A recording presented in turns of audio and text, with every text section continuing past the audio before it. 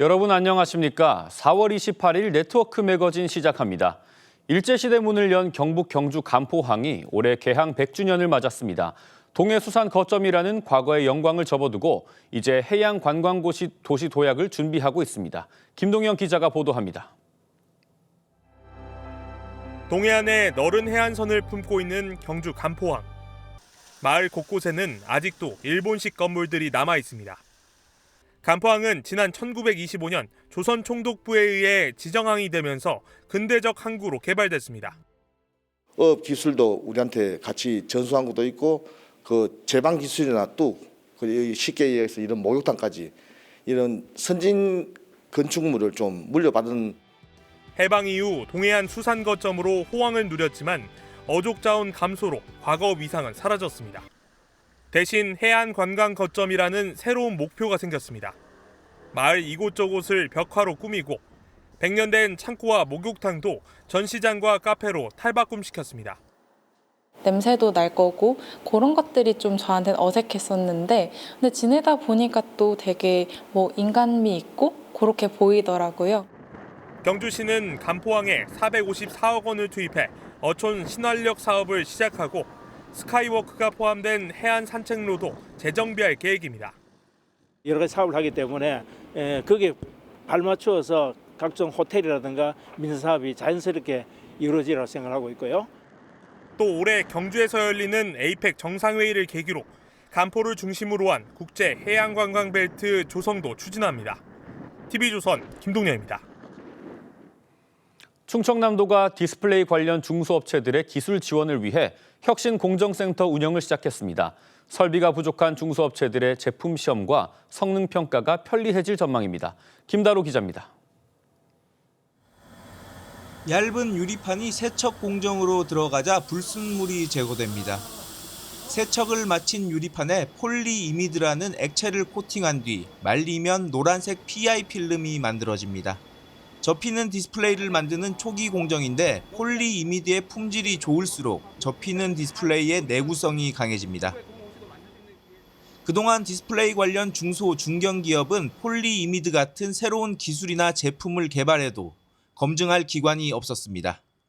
삼성이나 LG나 이런 대기업들이 제품을 평가해주지 않으면 우리가 제품, 장비를 진입할 수 없는 이런 어려운 환경이었는데 이번에 문을 연 혁신공정센터에서는 접히는 디스플레이와 관련된 모든 공정을 시험할 수 있습니다.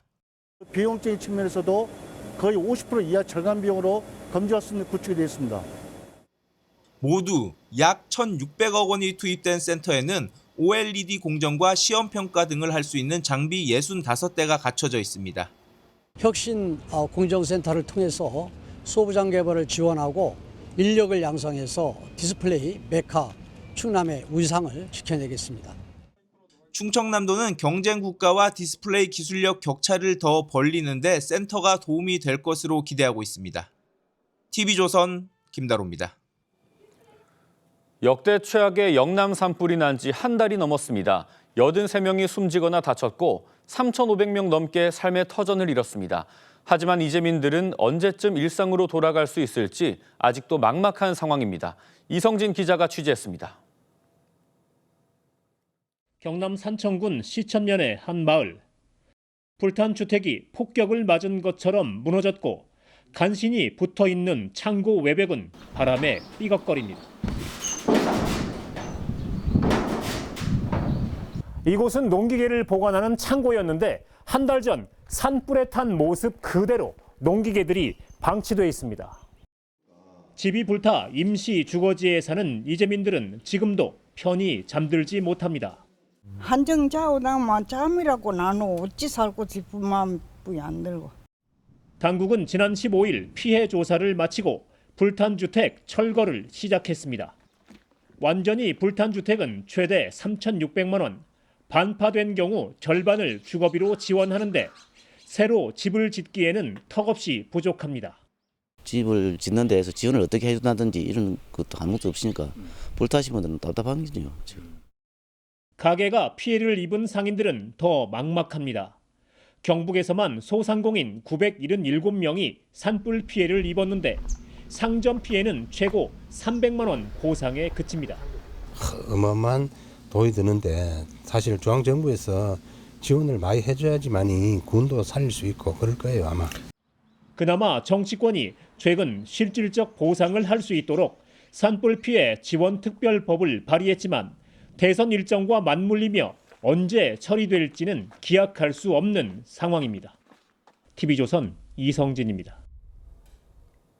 봄비가 내려 곡식이 풍성해지는 절기상 고구가 지나자 전남 보성에서는 녹차 수확이 시작됐습니다. 박건우 기자가 그 현장을 다녀왔습니다. 싱그러운 연두빛으로 물든 계단식 녹차밭. 농부가 여린 새순을 한 입 한 입 손으로 따서 작은 소쿠리에 담습니다. 이 어린 잎이요. 색깔도 이쁘고 맛도 고급스럽고 겨울 내내 해풍을 맞아가면서 자란 녹차가 지금 나오고 있어요. 보통 절기상 고구가 찾아오기 전 움트는 녹찻잎으로 비 오기 전차 우전 녹차가 만들어집니다. 올해는 쌀쌀한 날씨 탓에 우전 녹차 생산이 열흘 정도 늦어졌습니다. 보성 녹차는 등량만에서 불어온 해풍과 풍부한 일조량 덕분에 품질은 최상급으로 알려져 있습니다. 보성차는 가장 중요한 게 카테킨이라는 성분이 들어있습니다. 그래서 항균이나 항암이나 이런 쪽에 기능이 워낙 좋으니까. 전남 보성은 전국 녹차 재배 면적의 30%를 차지하고 있습니다. 다음 달 2일부터는 국내 최대 녹차 축제가 열립니다. 여린 찻잎에서 퍼져나오는 부드러운 맛과 향긋한 봄 기운을 가득 품고 있습니다. 보성 다양축제에 오셔서 최고급 보성 선물차를 직접 덮고 맛보고 즐겨보시길 바랍니다. 보성의 580여 개의 음식점 업주들은 축제 준비를 위해 지난 23일 결의대회를 갖고 위생과 친절을 약속했습니다. 친구야, 어서 오자! TV조선 박건우입니다. 경기도 광주와 이천에서는 도자기 축제가 한창입니다. 지역별 특색을 살린 전시와 다양한 체험 행사가 마련돼 있는데 축제는 5월 황금 연휴까지 계속됩니다. 김승동 기자입니다. 흙으로 빚은 도자기에 용의 모습이 그려져 있습니다. 황제를 상징하는 5발톱이 선명합니다. 왕실 도자기의 본고장 경기 광주에서 28번째 축제가 열렸습니다. 조선시대 왕실에서 사용하던 도자기 전시부터 궁중 요리를 만들어 왕실 도자기에 담아먹는 등 다양한 체험 프로그램도 눈에 띕니다. 도자기만 전문적으로 관리했던 그런 관청이 있는 지역입니다. 그래서 무엇보다도 다른 지역의 그런 일반 자기와 다르게 그런 도자기의 전통성과 그 우수성이 좀 차별화됐다. 300여 개의 공방이 모여있는 이천 도자마을은 볼거리, 먹거리, 즐길거리로 골목마다 축제입니다. 항아리와 호리병, 향로 등 명장들이 빚어낸 생활자기는 관객들을 압도합니다. 일본 고카시와 프랑스 러모주시 등 이천시 해외 교류 도시에 도자기들도 전시돼 있습니다. 동물을 주제로 한 젊은 작가들의 새로운 시도도 눈에 띕니다. 오랫동안 이제 계속 작업을 하고 그것들 어떻게 하면은 좀 더 다른 도자기의 모습을 보여줄 수 있을까 이런 고민을 좀 하는 편이에요. 장인들의 도자기 제작 과정을 관람하거나 물레질과 가마굽기 등을 통해 직접 만들어 볼 수도 있습니다. 도자기뿐이 아니라 가죽 공예도 있고 이런 공예 같은 것을 많이 체험도 하시면서 또 먹거리도 많습니다.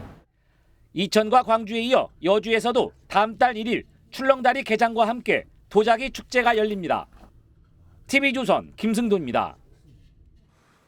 정부가 선정한 철도 지하화 선도 사업에 부산과 대전 그리고 경기 안산시가 선정됐습니다.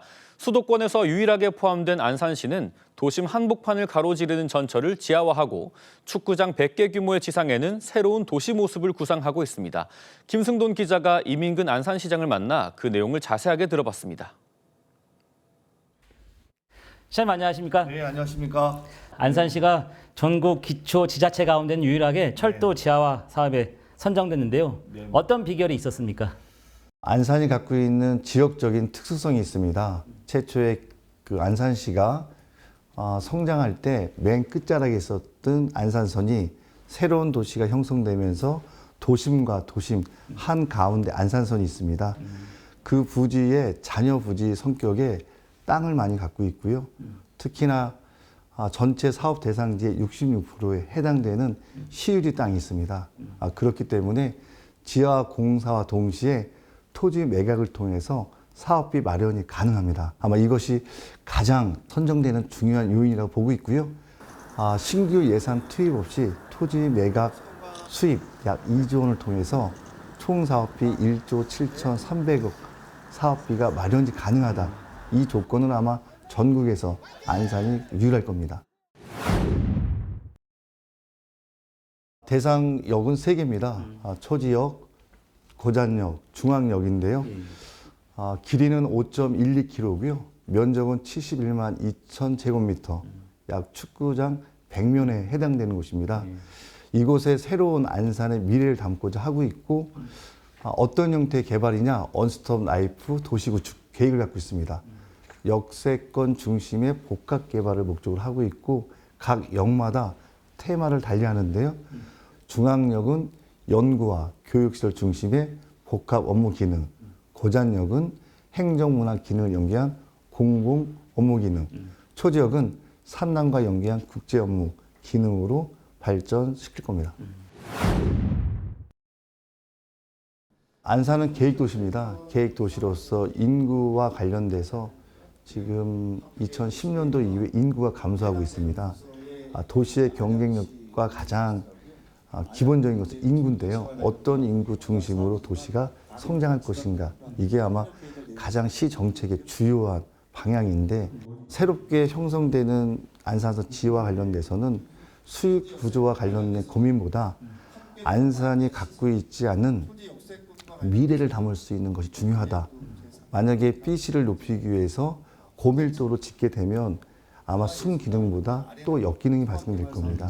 지금의 가장 큰 의미는 양 신도시와 구도시를 하나로 만드는 것을 착안해서 고민한 내용인데 밀도 있게 올린다 그러면 또 다른 단절과 관련된 영역이 형성되기 때문에 저희 수익 구조는 지와 관련된 비용만큼의 지상 개발을 원하고 나머지는 공공의 영역들, 주민들이 원하는 친환경적인 부분이라든지 공공의 시설들을 함께 담고자 합니다. 시장되고 나서 가장 역점적으로 했던 것이 안산선 지하와 한양대학교 테크노파크 중심의 경제자유구역 지정입니다. 이 두 축이 결과적 도시를 형성하는 데 있어서의 기능적인 안산선 지하와 또 산업구조의 재편을 갖기 위한 사이언스밸리 중심으로 경자구역입니다. 그래서 여기는 R&D 중심의 기업 유치이고요. 생산적인 요소는 갖고 있지는 않습니다. 그러나 반월 산단이 갖고 있는 어려움들을 한 단계 업그레이드 시킬 수 있는 동력을 만들어내겠다. 이것이 목표입니다. 크게 보면 이제 장상지구, 신길택지, 새로운 신규 택지와 함께 신안산선이 개통됐을 때 서울에서의 30분 거리, 안산선 지화가 됐을 때에 각종 도시의 기능을 확장할 수 있는 도시 경쟁을 담을 수 있는 기능들을 보강하고 또 한양대학교 중심의 경제학구역이 진행됐을 때 양질의 일자리를 만든다라고 하면 저희는 인구는 2040에 담았던 80만 4천 명인데요. 아마 거기까지는 도달할 수 있다라는 확신을 갖고 있습니다. 안산문화광장 일대에 20일에 안산국제거리국 축제 개최를 합니다. 2005년도부터 진행이 됐고요. 올해는 저희가 좀 테마를 달리했습니다. 국제라는 형태의 대회다 보니까 항상 외국 공연의 중심에 공연을 만들어냈는데 올해부터는 제가 그런 주장을 했습니다. 문화예술과 본청에 있는 부서와 문화재단이 함께 연계해서 우리의 시선을 담아라. 외국 공연을 안산에서 보는 것은 큰 기회 요소가 될 수 있지만 시민의 수준과 의식에 따라서 보는 관점에서 보면 너무 이해가 안 가, 난해하다. 그래서 안산이 상호문화도시, 국제도시인데 우리가 국제를 담을 수 있다라는 마음에 외국 공연은 파리 공연팀 한 팀 빼고는 국내 공연팀으로 올해는 준비합니다. 시장님 오늘 말씀 감사합니다. 네, 감사합니다. 주한미군이 반세기 넘게 공군 사격장으로 사용했던 경기 화성시 우정읍 매향리에 평화기념관이 문을 열었습니다. 세계적인 건축가 마리오 보타가 디자인한 기념관은 지하 1층, 지상 2층 규모로 지난 1951년 사격장 설치부터 2005년 사격장 폐쇄까지의 과정이 상세하게 기록돼 있습니다. 특히 사격장 폐쇄를 위한 투쟁 과정이 담겨 있는데 주민들은 오폭 등으로 8명이 숨지고 폭음으로 인한 난청 등에 시달렸습니다. 앞으로 이 공간이 주민들의 아픔을 위로하고 세대를 잇는 교감의 장이 될 수 있도록 운영해 나가겠습니다. 네, 오늘 네트워크 매거진은 여기서 마치겠습니다. 시청해주신 여러분 고맙습니다.